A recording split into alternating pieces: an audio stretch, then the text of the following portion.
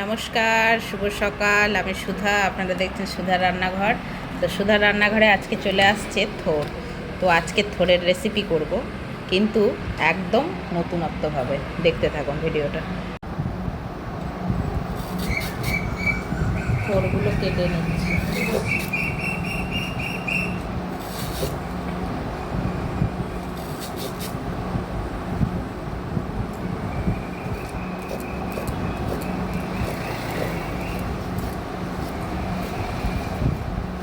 এরকম করে করে কেটে জলে দিয়ে দেবো। আমার কিন্তু এগুলো কাটা হয়ে গেছে। এর মধ্যে আমি কোনো আলু দিইনি, তবে একটা আলু দেব যাতে এটা ভালো করে মিশিয়ে যায়, যার জন্য একটা আলু দেবো। এই যে ছোট্ট একটা আলু দেব। একটা আলু দিয়ে ভালো করে আমি এটা ধুয়ে পরিষ্কার করে নিয়েছি। একটা থোড়েই 1 গামলা হয়ে গেছে। এবার দিয়ে দেবো একটু হলুদ। অবশ্যই সিদ্ধ করার সময় একটু হলুদ দিতে হবে। আর একটু দিয়ে দেব লবণ, বেশি না, জাস্ট একটুখানি, এই কষটা দূর করার জন্য। আর একটু অল্প করে জল দিয়ে বসিয়ে দিলাম।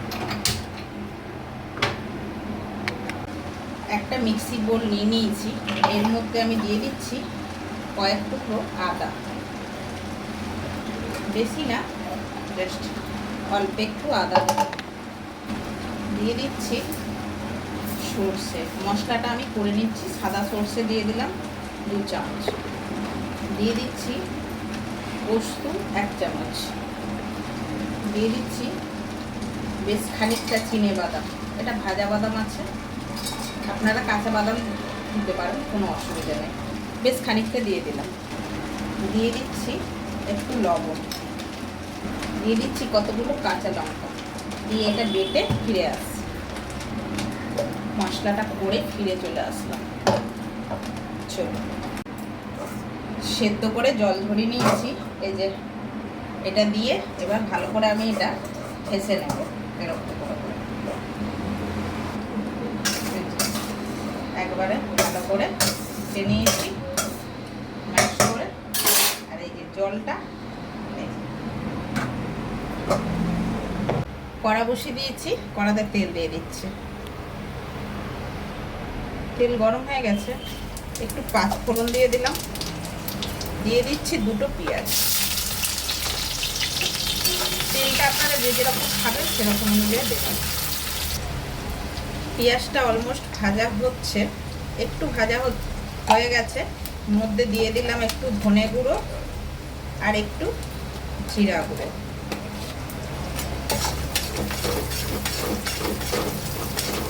এবার এর মধ্যে দিয়ে দেব একটুখানি গুঁড়ো লঙ্কা, জাস্ট একটু। কাঁচা লঙ্কা দিয়ে কিন্তু আমি বেটেছি। ঝালটা দিয়ে যেরকম খাবেন পরিমাণটা সেরকম করে নেব। যেহেতু আমি হলুদ দিয়েছি, হলুদ দিয়ে সেদ্ধ করেছি, যার জন্য আমি হলুদটা এখন দেব না। হলুদটা কিন্তু আমি দিচ্ছি না, কারণ এতে তো অনেকটা হলুদ আছে। বেশি হলুদ দিলে হলুদ কাটা হয়ে যাবে। যেই মশলাটা পেস্ট করে রেখেছিলাম সেটা দিয়ে দিচ্ছি।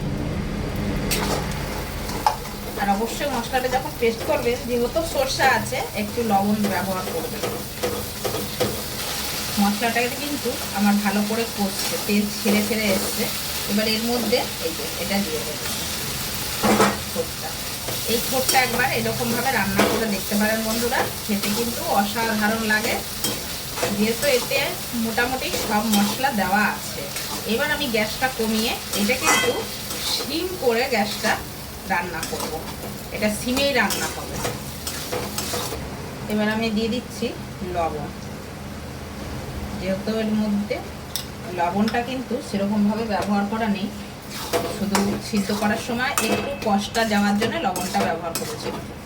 এবার থোড়টা কিন্তু এরকমভাবেই আমার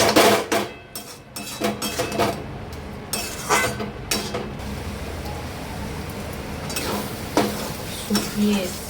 এবার এর মধ্যে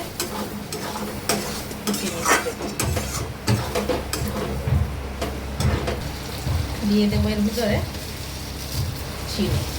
মিষ্টিটা আপনারা আপনাদের পছন্দ মতন ব্যবহার করবেন।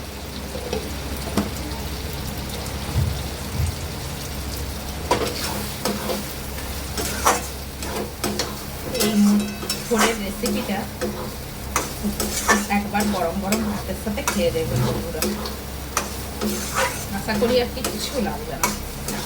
যেরকম ভাবে করলাম সেরকম ভাবে করব। এই রেসিপিটা আজকে খেলে একবার হলেও বলবে যে এটা ফোড় নয় মাখন। তো এই রেসিপিটা হয়ে গেছে, নামিয়ে চলে যাচ্ছে। এইরকম ধরনের যদি একটি রেসিপি থাকে, আমার মনে হয় না আর কোনো কিছু দুপুরে ভাতের সাথে দরকার আছে, এইটা দিয়েই কিন্তু খাওয়া হয়ে যাবে। রেসিপিটা দেখতেই পাচ্ছেন যে লুকটা কত সুন্দর, আর ততটা খেতে কিন্তু সুস্বাদু, একদম মাখন। তো আজকের মতন বিদায় নিয়ে নিলাম বন্ধুরা, ভালো থাকবেন, সুস্থ থাকবেন, দেখা হচ্ছে পরের আবার একটি ভিডিওর সাথে। Bye bye.